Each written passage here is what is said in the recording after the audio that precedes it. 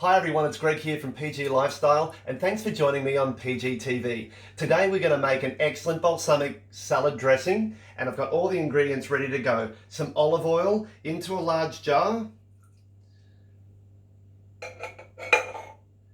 some organic honey, about a teaspoon.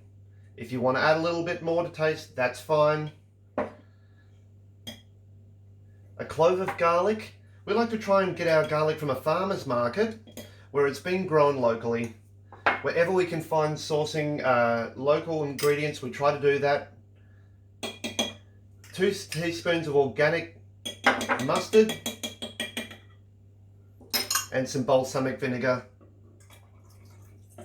Straight into the jar, and we're going to mix that all together. So you can put this on a pumpkin and spinach salad or just on your normal garden salad. It's fantastic, but I really like it, on warm vegetables. Paula makes a beautiful salad with broccoli and some pine nuts, and it's just amazing on that. And there you go.